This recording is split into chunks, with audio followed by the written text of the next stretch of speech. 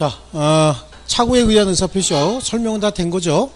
일단 109조에 보면 제1항에 착오에 의한 의사표시는 법률행위 내용의 중요 부분에 관한 착오가 있을 때 취소할 수 있다고 하고 있습니다. 그러나 그 착오가 표의자의 중대한 과실로 인한 때는 취소하지 못한다. 전항의 의사표시 취소는 선의의 제3자에게 대항하지 못한다. 그래서 착오의 유형이 쭉 나오는데 기간의 착오 중에서 전달기간의 착오죠. 전달기간의 착오는 의사표시 부도달의 문제가 발생하는 것이지 착오의 문제가 발생하지 않는다. 그럼 의사표시가 도달하지 않았다. 그럼 상대방이 있는 의사표시는 상대방에게 도달하지 않으면 효력이 발생하지 않는 거죠.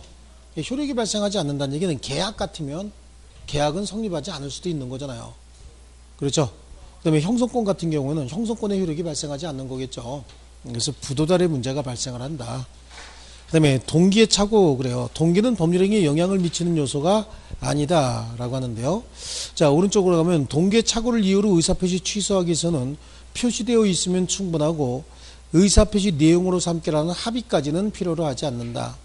또 상대방에 의해서 유발 제공된 동기의 착오는 취소하지 않아도 표시하지 않아도 취소될 수 있다. 커피앤도너츠하고 브레드앤버러 얘기한 거네, 그죠? 법률의 착오는 법 적용을 잘못했다는 얘기고요. 착오에 의한 의사표시 취소한다. 중요 부분에 관한 착오. 중요 부분에 관한 착오에 관해서는 주관적으로 객관적으로 이거 무슨 영어하고 비슷한 얘기 하나 나와요. 그 다음에 표의자의 경제적 불이익이 없다면 중요 부분에 해당하지 않는다. 그 판례가 합리적인 판례죠. 그 다음에 중과실이 있는 경우엔 취소할 수 없다. 상대방이 입증해야 된다라고 얘기하고 있어요.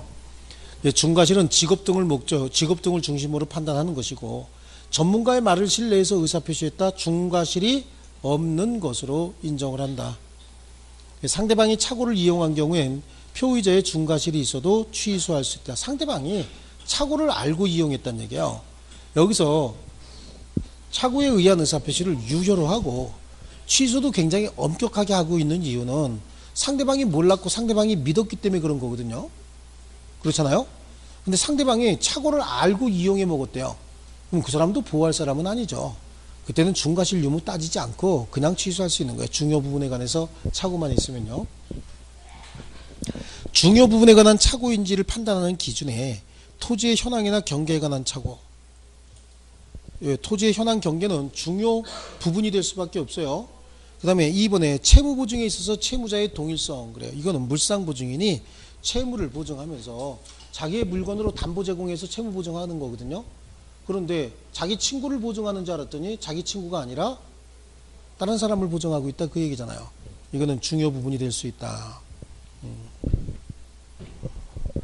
채무자의 동일성에 관한 물상보증인의 착오다라고도 얘기합니다. 용어 자체가 채무자의 동일성에 관한 물상보증인의 착오다 이렇게 해서 타이틀이 붙어서 나올 수도 있어요. 같은 의미인지 아시겠어요? 그렇게 연결되겠습니까? 자, 그 다음에 오른쪽에 중요 부분이 아닌 거 토지의 면적이나 지적, 시가, 지적 부족 또는 수량 부족, 그 다음에 목적물의 소유권 귀속, 임대차 목적물의 소유권 귀속 이런 거고요. 고리대금업자인지 모르고 금전 소비대차 계약을 체결한 경우에 이런 거 있잖아요. 이게 채권자 직업에 관한 착오는 중요 부분이라 볼 수 없어요. 채권자가 금융기관인 경우에 채무자에게 유리한 거예요. 아니면 사채업자인 경우에 채무자에게 유리한 거예요. 똑같죠. 채무자가 변제하지 않았을 때 업무 처리 방식이 사채업자는 가정방문을 해버리죠. 금융기관은요. 법원을 찾아가서 경매를 실행할 테고요. 그 차이가 있는 거지. 사실은 채무자가 채무를 제대로 이행했다 그러면 그 결과는 똑같습니다. 그래서 이건 중요 부분이 아니다 라고 얘기하고요. 그 다음에 착오에 의한 의사표시 취소의 효과인데 취소하게 되면 어떻게 돼요? 소급해서 무효가 되잖아요. 그래도 상대방에 대한 손해가 있어도 손해배상 책임은 부정이 된다. 선의의 제3자에게 대항할 수 없다. 이런 거고요. 착오에 관한 판례 쭉 몇 개 나오는데 여기 4번에 갑이 채무자라니 백지로 된 근저당 설정 계약서를 제시하고 채무자가 의린 것으로 알고 근저당 설정자로 서명 날인했는데 그 후 채무자가 병이 됐다. 채무자의 동일성에 관한 물상보증인의 착오네요. 그죠? 이거는 중요 부분에 해당한다. 그 다음에 8번에 공장을 경영하는 자가 공장에 협소하여 새로운 공장을 설립할 목적으로 토지를 매수하면서 토지상의 공장 건축이 가능한지 여부를 알아보지 않았다면 이는 중대한 과실에 해당한다. 그 다음에 표의자에게 중대한 과실이 있다 하여 언제나 취소권이 배제되는 건 아니다. 표의자에게 중대한 과실이 있어도 상대방이 알고 이용한 경우에는 취소권 행사할 수 있는 거죠. 있는 거고, 지금 하나 지금 빠져 있는 게 있어요. 굉장히 치명적인 실수를 했는데,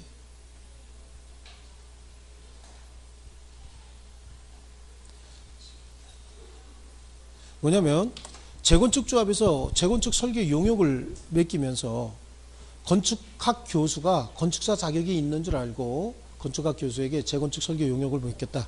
근데 실질적으로는 건축연구소만 개설해 놓은 것이지 건축사 자격이 없는 건축학 교수였다. 이때 그 재건축 조합의 착오는 중요 부분에 해당한다. 그죠? 우리 기본서 할 때 좀 했던 건데 그 내용이 빠져 있네요. 네. 그래서 12번에다가 건축학 교수 이거 하나 좀 써놓으면 내용이 뭔지 아마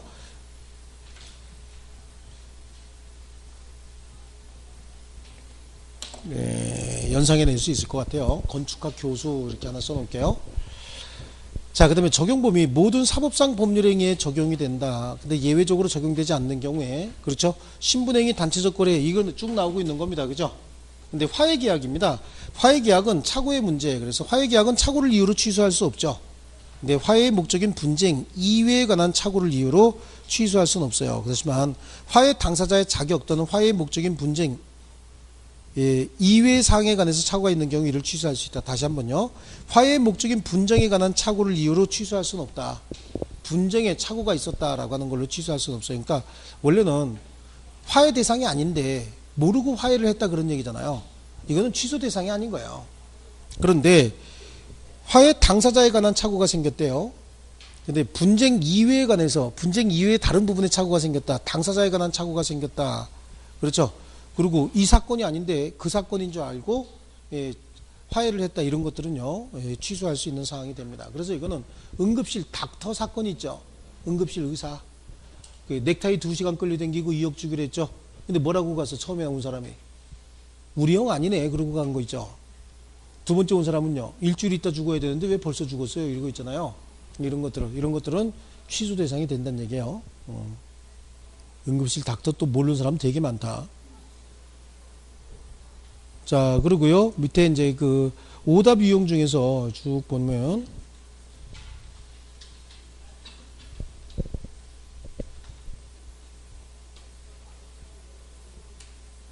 7번에 매도인이 매수인의 중도금 지급 채무 불이행을 이유로 매매계약이 적법하게 해지하였다면 위 매매계약은 소급적으로 소멸하므로 그 매수인이 착오를 이유로 한 취소권을 행사할 수 없다라고 하는데 아니라고 얘기했죠. 매매계약이 적법하게 해제된 이후라도 착오를 주장해서 취소하고 그에 따라서 손해배상 의무를 면하고 계약금도 돌려받을 수 있다. 이렇게 말씀드렸네요. 자, 그 다음에 나오는 게 이제 하자 있는 의사표시. 이거 하자 있는 의사표시는 사기나 강박에 의한 의사표시 얘기하는 거거든요. 자, 사기나 강박에 의한 의사표시. 어떻게 해야 사기고 어떻게 해야 강박이냐. 사기에 의한 의사표시는요 일단 기망행위를 해야 됩니다. 기망행위 해야 되고 기망에 의해서 착오가 발생했어야 되죠. 착오에 의해서 의사표시까지 있었어야 된다. 그렇죠? 이게 이제 사기가 성립하기 위한 겁니다. 여기 먼저 필요한 사기라고 주장하기 위한 요건들이 필요한데요. 먼저 기망행위 해야 된다고 얘기했잖아요. 기망에 의해서 착오에 의해서 의사표시까지 유도하려는 이단의 고의를 가지고 기망을 했어야 되는 거예요. 이 기망행위 상대방이 그릇된 관념을 유도하기 위해서 상대방을 꼬시는 행위를 기망행위라고 하는데 기망행위 하는 자가 기망행위 하면서 내가 이렇게 하면 이 녀석이 착각에 빠질 테고 그래서 의사표시까지 하겠지 이렇게 의사표시까지 유도하려는 이단의 고의가 있었어야 된다는 얘기죠. 이단의 고의 착오를 가지고는 사기가 성립하지 않습니다. 고의가 있었어야 사기가 성립하는 것이고요. 세 번째 이 기망행위는 위법성이 있어야 되는 거예요. 위법한 행위로서 나중에 불법 행위를 구성할 수 있는 요건이 돼야 됩니다. 그렇죠? 모든 기망행위가 다 위법한 행위로서 불법 행위는 아니에요. 상가 같은 거 분양하면서 여기에 대규모 단지가 조성될 것이고요. 여기서 상가 분양받으면 아마 대박이 날 거예요. 여기는 나무 짝대기만 세워놔도 장사가 되는 자리예요. 뭐 이런 얘기 했답니다. 지가 어떻게 알아요 그걸. 근데 그걸 믿고 저분이 그렇게 말씀하시니까 저분의 말씀은 절대적이야 그러고 삿대입니다. 그건 쪼다라고 하지 사기나 뭐 이런 거 주장할 수 없다고 얘기했죠. 예, 보호되지 않습니다. 쪼다는 절대 보호되지 않습니다. 그런데 대형 백화점의 변칙 세일 같은 건 위법성이 있다고 얘기를 했죠. 네, 대형 백화점의 변칙 세일은 가격표만 바꿔 달아서 세일하는 그런 행위하는 거 얘기하는 겁니다. 또 위법한 기망행위다. 또 기망과 착오, 착오와 의사표시 사이에는 인과관계가 존재해야 되는데 이 인과관계는 일반인을 기준으로 객관적으로 판단해야 되겠죠. 예, 그럼 틀리는 거야. 이런 데서 설득당하면 안 된다고. 일반인을 기준으로 객관적으로 판단한다 이게 아니라 사람에 따라서는 쉽게 사기당하는 사람도 있고 웬만해서는 사기당하지 않는 사람도 있어요. 그래서 사기당한 사람의 개별적인 어떤 상황을 판단해 줘야지 일반인을 기준으로 객관적으로 판단할 건 아니다. 사기당한 사람들 우리가 나중에 보면 뭐 그런 걸로 당하냐? 그런 생각이 들잖아요. 그럼 그 사람은 사기당한 거 아닌가요? 근데 사기당한 거거든요. 그래서 당사자의 개인적이고 주관적인 부분으로 판단해야지 일반인을 기준으로 객관적으로 판단할 것은 아니다. 얘기할 때마다 얘기해도 나올 때마다 틀리죠. 근데 이건 굉장히 잘 틀려요. 실제 시험에 나오면 여러분들이 설득을 당하는 거야. 지문 속에. 그렇죠? 가르쳐봐야 소용없다는 얘기죠. 예. 항상 자기 고집대로 답을 골라내니까. 예. 그러니까 이런 걸 자꾸만 교육이라고 하는 게 이런 걸 자꾸만 관념을 바꿔주는 게 이제 교육인데 그래요. 열심히 적잖아요. 이걸 안 바꾸고 책을 바꾸고 있잖아. 지금 자 계속해서 이걸 바꿔야 되는데. 좋습니다. 다음에 또 물어볼 거예요. 또 그런다고. 예, 그런데 제가 장담하는데 안 적은 사람은 이제 답을 찾아낼 가능성이 있어요. 근데 적은 사람은 100%입니다. 또 그런다고. 예, 또 분명히 그래요. 제가 그거 압니다. 자, 그러면 이제 강박이라고 하는 거 성립하기 위해서는 뭐 했어야 되죠? 강폭행위, 강압적이고 폭압적인 행위를 해야 됩니다. 그런 이제 강폭행위다, 폭력행위를 해야 돼요. 그럼 폭력행위를 한 이유는 상대방에게 뭘 유도하는 거죠? 공포심을 유도하는 겁니다. 공포심에 의해서 의사표시까지 유도하기 위해서 강폭행위 한 거예요. 여기서 이 강폭행위는 뭘 왜 했을까요? 1단계, 2단계 뭐를 가지고 2단의 고의를 가지고 했어야 되고요. 이 강압적이고 폭압적인 행위는 위법성이 있어야 되는 거예요. 이 강압적이고 폭압적인 행위는 해악을 고지하는 거거든요. 상대방에게 불이익을 줘서 치명적인 어떤 손해를 주도록 하겠다. 뭐 이런 거거든요. 이거 해악의 고지인데 그 해악의 고지는 위법성이 있어야 되는데 모든 해악의 고지가 다 또 위법한 건 아니에요. 부정행위한 자에 대한 고소고발 같은 거 있죠. 예, 음주운전해서 내 차를 받았다. 너는 다시는 운전하지 못하도록 내가 경찰에 신고하겠다. 이런 정도는 위법성이 있다고 볼 수 없죠. 그죠? 네, 그래요. 그런데 내 입을 막으려면 5천을 갖고 와야 될 거다. 이런 것까지 하면 즉 정당한 행위로서 고소고발도 부정한 이익 취득을 목적으로 하고 있다. 그러면 또 위법성이 생겨버리는 겁니다. 그 다음에 강폭과 공포심과 인과관계 사이에는 요 공포심과 의사표시 사이에는 인과관계가 있어야 되는데 이 인과관계는 표의자의 개인적이고 주관적인 부분으로 따져야지 일반인을 기준으로 객관적으로 판단할 것은 아니다 라고 얘기를 합니다. 이렇게 해서 사기나 강박에 의한 의사표시가 있었다. 그런데 이 사기나 강박에 의한 의사표시는 일단은 유효입니다. 유효인데 취소할 수 있다. 근데 누가 어떻게 사기 강박했느냐에 따라서 상황은 달라질 수도 있어요. 그렇죠? 네, 여기 보면 강박이 의사결정의 자유가 완전히 배제될 정도의 강박에 의해서 표시했다. 그 의사결정의 자유가 완전히 배제가 됐다라고 하면 의사 없이 표시만 했다는 얘기예요. 이거는 배우들이 무대 위에서 시나리오 그대로 암송하는 거하고 큰 차이가 없습니다. 이거는 무조건 무효다. 그러면 이제 취소, 본질로 돌아가서 사기 강박에 의한 의사표시는 취소할 수 있다고 했는데 누가 사기 강박했느냐에 따라서 상황이 조금 달라집니다. 상대방이 직접 사기 강박을 했대요. 등장인물이 두 사람이에요. 두 사람인데 일방 당사자인 갑이 상대방에게 직접 사기나 강박행위를 했고 그래서 사기 강박에 의해서 을이 여기다가 의사표시를 했답니다. 이 의사표시는 을이 사기나 강박을 당해서 잘못된 의사결정을 했고 그대로 표시한 거거든요. 갑도 잘 알고 있죠. 얘가 잘못된 의사결정을 했다는 거 갑인 지가 직접 사기 강박했잖아요. 잘 알고 있기 때문에 이때는 갑의 형편 따질 필요 없이 바로 사기 강박을 이유로 이 의사표시 취소해 버릴 수 있는 거예요. 취소해 버릴 수 있는데, 문제는 갑이 직접 사기 강박한 것이 아니라 제3자가 사기 강박을 했고 그 의사표시는 갑에게 했다는 얘기예요. 굉장히 좀 드문 상황이죠, 이런 것들은요. 그래서 갑이 있고 을이 있는데 A가 여기다가 사기나 강박행위를 했고 그에 따라서 얘가 의사표시했다는 거죠. 그에 따라서 의사표시했는데, 이게 을 입장에서 봤을 때는 똑같아요. 제3자가 부정한 개입을 해서 잘못된 의사결정을 했고 그래서 표시까지 했잖아요. 근데 갑 입장에서는 이거는 잘못된 의사결정이라는 걸 갑이 잘 알고 있지만 이건 갑이 알 수도 있고 모를 수도 있잖아요. 그러니까 이것처럼 그냥 자유롭게 취소한다라고 하면 갑에게 손해가 생길 염려가 있어요. 갑에게 불이익이 생길 수 있죠. 그러니까 이때는 취소하려면 이런 사기 강박 사실을 이 사람이 알았거나 알 수 있었을 때 그때 사기 강박을 이유로 취소할 수 있는 겁니다. 아시겠죠? 알았거나 알 수 있어야 된다라고 하는데 이때 이 제3자를 좀 면밀하게 따져볼 필요가 있어요.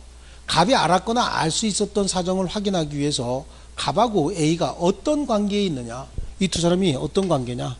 지나가던 A가 갑하고 을 사이의 법률관계 보니까 갑은 쟤는 너무 잘생겼어, 내 마음에 들어, 을 저건 죽여야 돼, 못생긴 건. 그리고 여기다가 강박하진 않았을 거 아니에요. 그죠? 못생긴 건 다 죽여야 돼, 그러고 막 그렇게 강박하고 그런 사람은 정신질환자죠. 둘 사이에 특별한 법률관계가 있을 가능성이 있어요, 특별히. 그래서 이 두 사람이 어떤 관계냐, 이 두 사람이 동일시할 수 있는 관계냐 아니냐, 이걸 가지고 따지는 거예요. 동일시할 수 있는 사람이다, 아니면 아닐 수도 있겠죠. 동일시할 수 있는 사람이 아니면 진짜 제3자인 거예요. 제3자이기 때문에 그때는 알았거나 알 수 있었을 때 취소할 수 있는 것이고, 동일시할 수 있는 사람이다, 그럼 그냥 같은 사람이에요. 그럼 이 사람이 알았던 알지 못했던 관계없이 무조건 취소하는 거겠죠. 그럼 동일시할 사람이 할 수 있는 사람은 누구냐? 대리인이죠, 나오면. 그래서 과거에는 이제 부부가 주로 많이 나왔는데 남편은 계약서 가져가고 부인은 그 전날 몽둥이 가져가고, 그래서 부인은 패고 나오고 남편은 계약서 가서 도장 받아 갖고 나오고, 이거 집안 되게 멋있죠. 너무 아주 그냥 바람직하고 긍정적인 집안이라서 이건 시험에 내지 않습니다. 예, 그래 부부는 무조건 뭐죠? 동일시할 수 있는 사람입니다. 부부가 일심동체가 맞나요? 아니죠.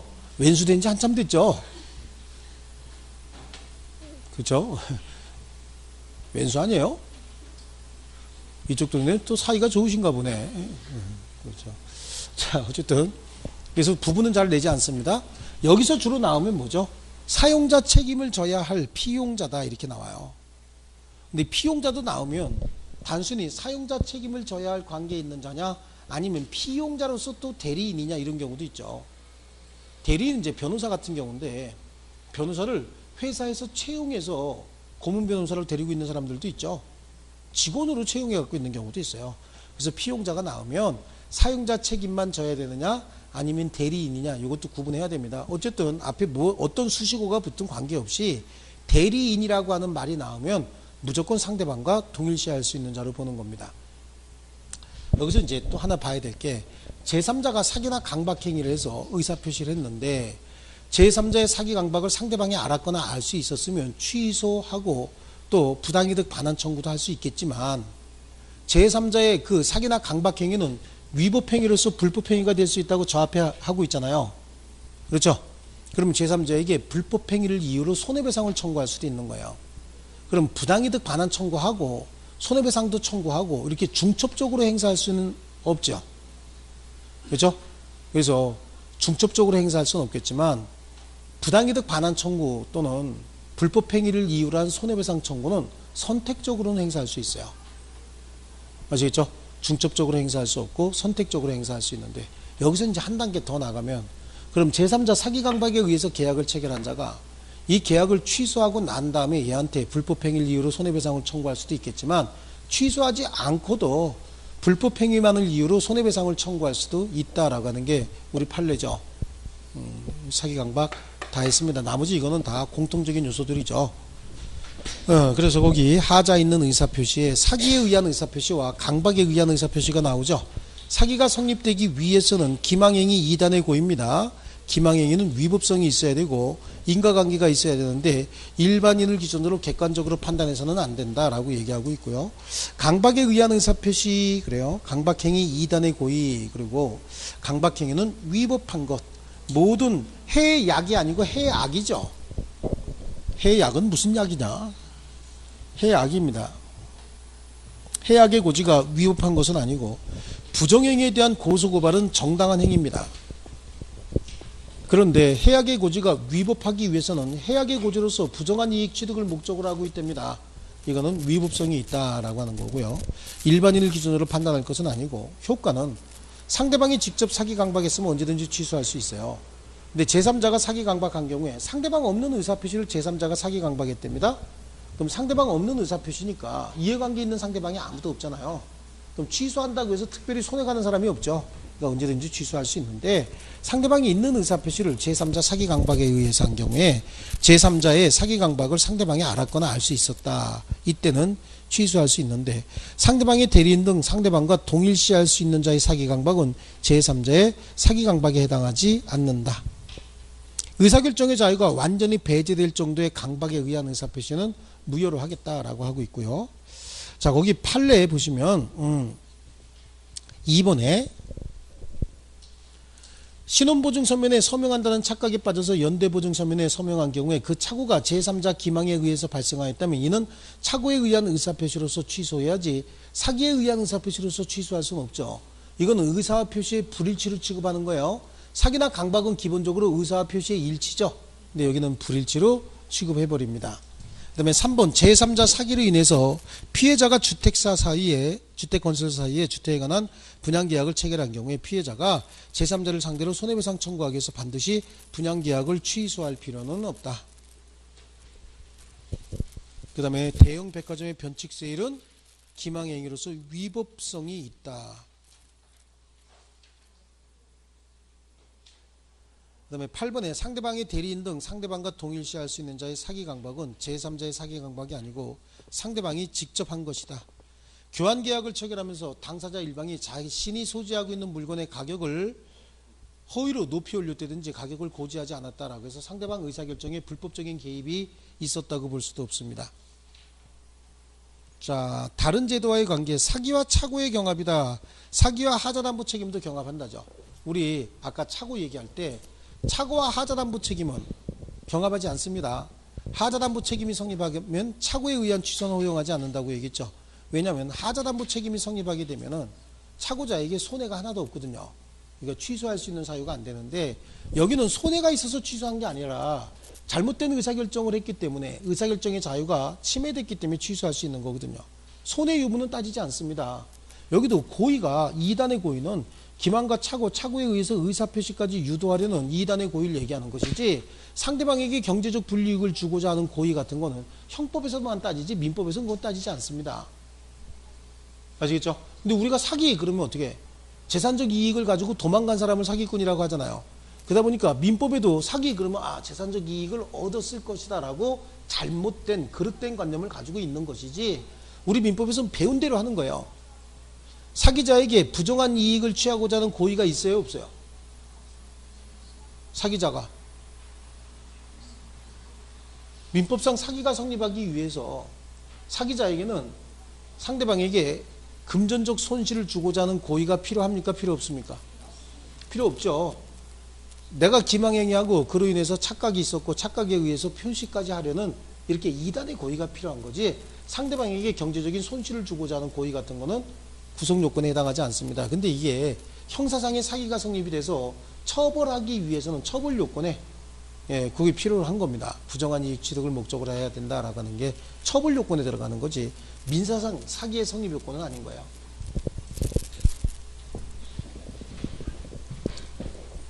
자, 그 다음에 사기와 불법행위에 의한 손해배상 청구인데 이건 선택적으로 행사할 수 있고요. 또 손해배상 청구하기 위해서 제3자의 기망행위로 또는 강박행위로 제3자에게 손해배상을 청구하기 위해서는 계약 자체를 취소하거나 해지할 필요는 없다고 말씀드렸어요. 그 다음에 오른쪽에 가면은 이제 핵심 지문 중에서 2번에 표의자 기망행위로 인한 착오는 일반인을 기준으로 객관적으로 판단해야 된다. 그 착오는 동계 착오라도 무방하다. 뒷부분은 맞았어요. 근데 일반인을 기준으로 객관적으로 이게 틀렸죠.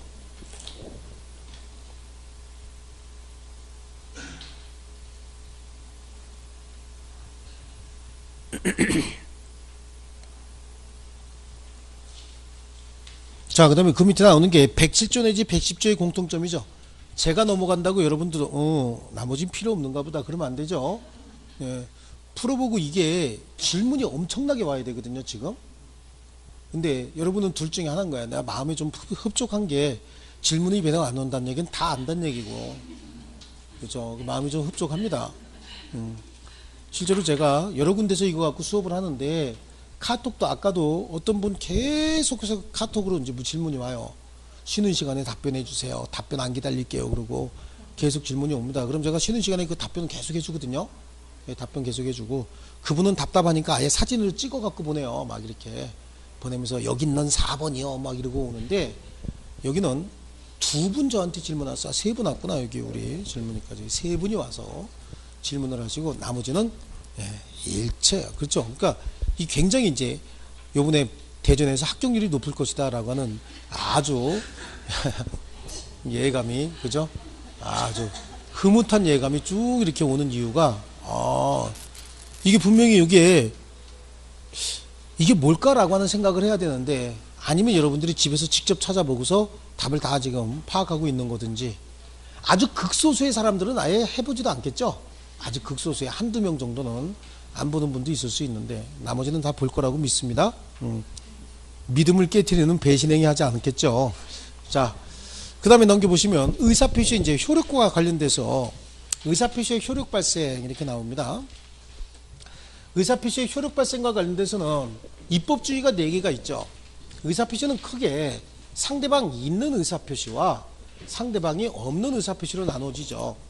상대방 있는 의사표시는 이해관계 있는 상대방이 존재하는 것이고, 상대방 없는 의사표시는 이해관계 있는 상대방이 존재하지 않는 거죠.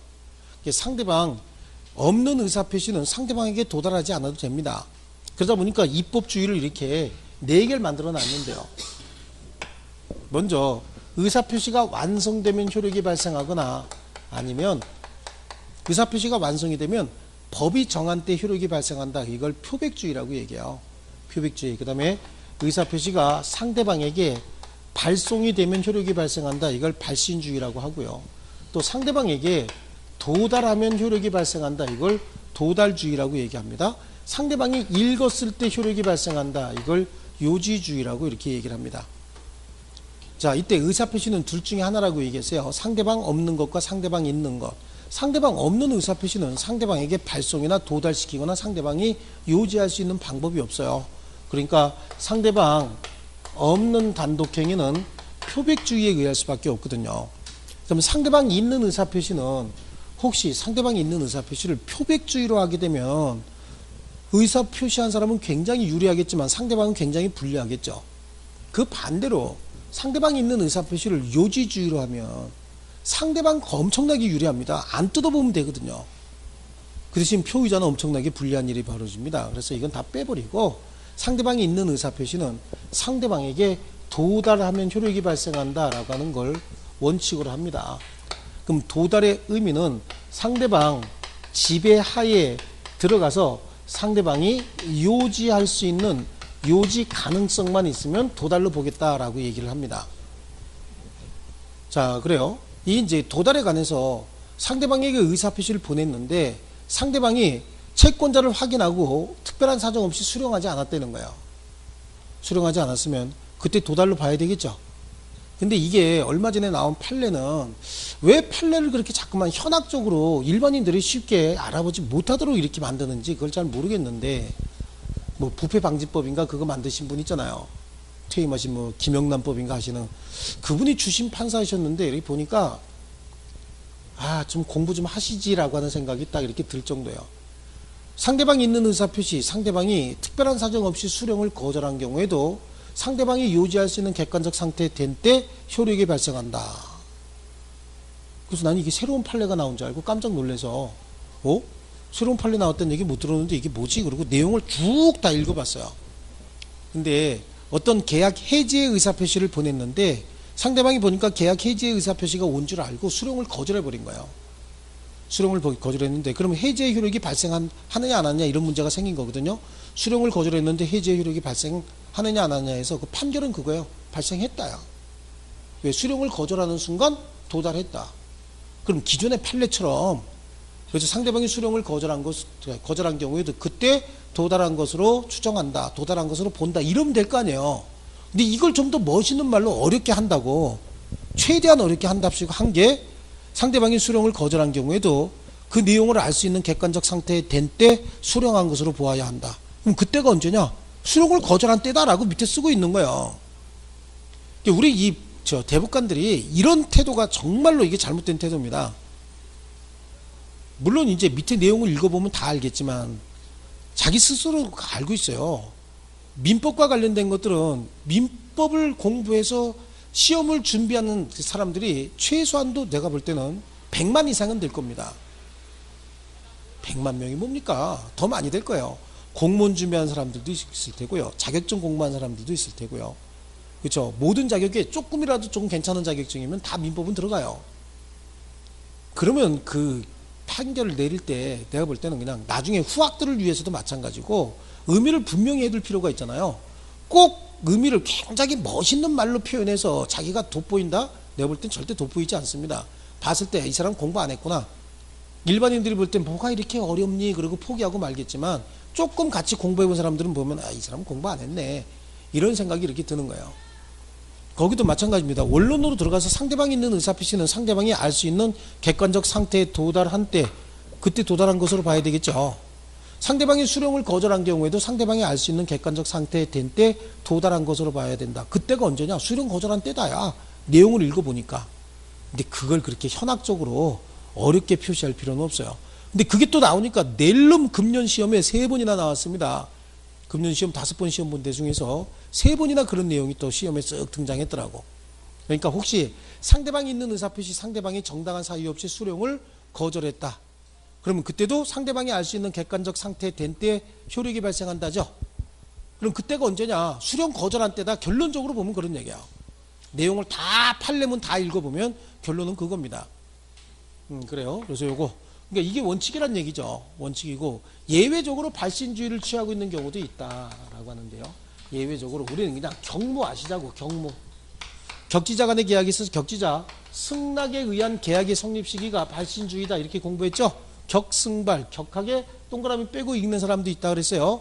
그 다음에 무권 대리인 상대방 최고에 대한 본인의 확답이 발신주의다라고 하는데 주로 나오는 거 이거예요. 이거고 도달주의를 취하고 있는 도달주의의 의미는 도달하기 전에는 효력이 발생하지 않은 거잖아요. 그러니까 의사표시 발송했대요. 도달 전에는 뭐 할 수 있다고요? 철회할 수 있다. 이런 의미를 갖는 거예요. 철회의 의사표시는 먼저 한 의사표시와 최소한 동시에 또는 먼저 도래해 줘야 된다. 이거 일반 우편으로 보냈으면 이건 빠른 등기 내지는 빠른 속달 같은 걸로 보내줘야 된다. 그래서 먼저 한 의사표시와 최소한 동시에는 도달해 줘야지. 먼저 의사표시가 도달했대요. 그럼 철회의 의사표시가 나중에 도달하면 철회의 효력은 발생하지 않습니다. 의사표시 가다가 없어졌다. 그럼 의사표시 불착이잖아요. 또는 의사표시가 너무 늦게 왔다. 그럼 연착이죠. 이 불착이나 연착의 불이익은 표의자 불이익으로 하겠다는 얘기예요. 이건 누구 불이익이에요? 표의자의 불이익으로 한다. 왜냐하면 상대방은 의사표시가 있었는지조차도 파악 못하고 있는 경우가 있습니다. 거기다가 의사표시 발송 후 도달 전에 사정의 변화가 생겼다. 사정의 변경이 생겼다. 이 사정의 변경은 크게 둘로 나눠서 표의자가 사망했다든지 표의자가 제한 능력자가 됐을 때 이런 거거든요. 그럼 의사표시 발송 후 사망했다는 얘기는 발송할 때는 살아있었다. 정상적인 의사표시였다는 얘기고 발송 후 제한 능력자가 됐다는 얘기는 발송할 때는 정상적인 의사결정이었다. 이거는 의사표시 효력에는 영향을 미치지 않는다. 그 다음에 이제 도달이 추정되느냐 안 되느냐 이런 문제가 발생을 합니다. 도달 여부를 판단할 때 의사표시의 발송 방법이 등기나 내용 증명 우편이었답니다. 이건 도달이 추정이 되는 거죠. 근데 보통 우편, 일반 우편이었다. 보통 우편이었으면 도달 추정되지 않는다라고 하는데 여기서도 또 이제 이런 게 있어요. 등기 발송 후 반송되지 않았다. 그럼 그 무렵에 도달한 것으로 추정한다잖아요. 근데 등기 발송도 두 가지 예외 정도가 있습니다. 등기를 발송했는데 그 발송 수신자의 주소지가 주민등록 전입신고만 해놓은 것이고 실질적으로는 거주하지 않는 주민등록상의 주소지로 발송되고 반송되지 않았다. 이때는 도달 추정되지 않습니다. 또 등기 우편 방식으로 발송했는데 그걸 받은 자가 신원이 분명치 않은 자, 그것도 채무자의 주소지가 아닌 동업자의 영업장에 신원이 분명치 않은 자, 그 사람 이름 뭐라 그랬죠? 그렇죠? 네, 그렇죠.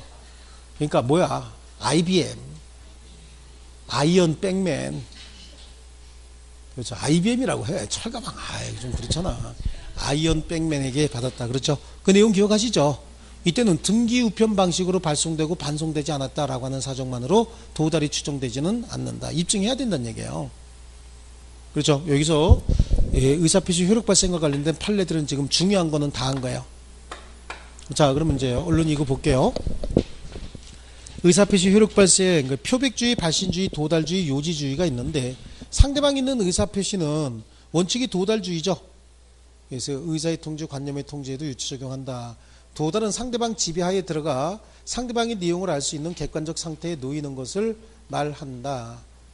그 다음에 도달의 효과는 의사표시 철회입니다. 도달 전에 철회할 수 있죠. 철회의 의사표시는 동시에는 도달해줘야 되고 불착, 연착은 표의자 불이익, 발신 후 사정의 변경은 의사표시 효력에 영향을 미치지 않는다. 자, 이외적인 발신주의 두 개만 알자라고 얘기했어요. 나머지 3, 4, 5번은 잘 모르셔도 관계없습니다. 그 다음에 의사표시 도달과 관련돼서 채권양도 통지가 채무자의 주소나 사무소가 아닌 동업자의 사무소에서 신원이 분명치 않은 자 누굽니까?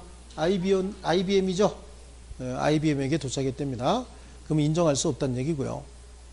자, 상대방이 등기 우편을 수령을 거절하였다면 그 무렵에 도달한 것으로 본다라고 하는 거죠. 요게 최근의 판례로 뭘로 바뀌어 나온다 그랬어요? 상대방이 알 수 있는 객관적 상태에 상태에 된 때 효력이 발생한다.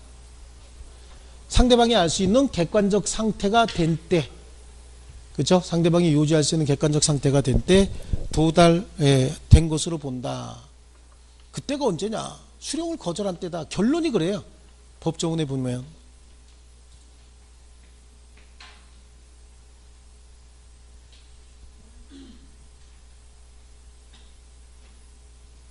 자, 그 다음에 의사표시의 수령 및 공시송달입니다. 의사표시의 수령 능력 없는 자, 그렇습니다. 수령 무능력자, 어떤 자예요? 제한 능력자죠. 제한 능력자, 수령 무능력자예요. 그럼 제한 능력자보다 조금 더 심한 사람이 누굽니까? 의사 무능력자죠. 이런 사람 당연히 수령 능력이 없습니다. 자, 제한 능력자에게 도달한 의사표시 효력은 제한 능력자에게 의사표시로서 대항할 수 없다 이렇게 되어 있거든요. 그럼 대항할 수 없다의 의미는 제한 능력자 측에서 도달 주장하는 건 가능하다요. 그렇죠? 하지만 제한 능력자에게 도달은 주장할 수 없어요. 제한 능력자 측에서 도달 주장하는 건 가능하다. 그 의미 아시겠죠? 그런데 제한 능력자의 법정 대리인이 도달 사실을 안 때는 그때부터는 또 도달 주장할 수 있죠. 안 이후부터는. 자, 그 다음에 넘겨보시면요.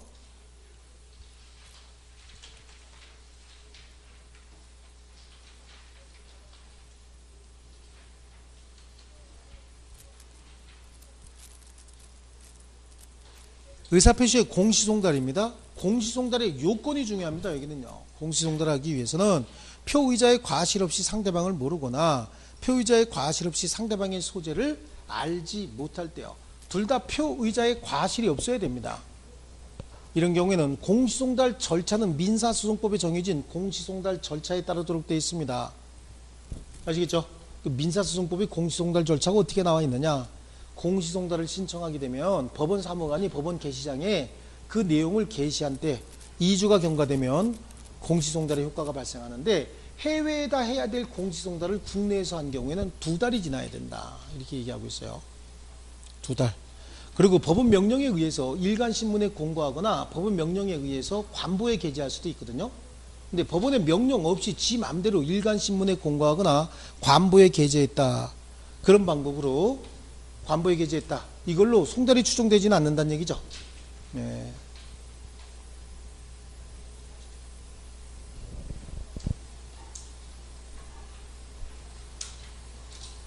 자, 좋습니다. 여기까지 해서 의사표시 이론은 이제 마치도록 하고요.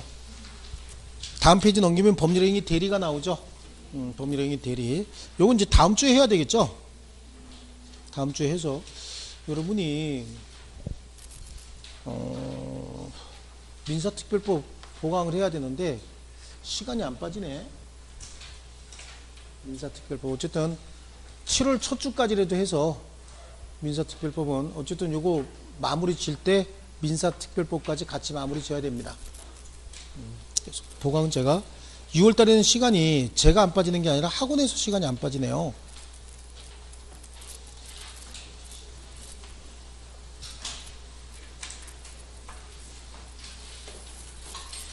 자, 고생하셨고요. 최대한 시간 빼서 7월 첫 주에도 제가 토요일 날로 해서, 아니 토요일 날 안 되면 일요일 날이라도 해서 수업하겠습니다.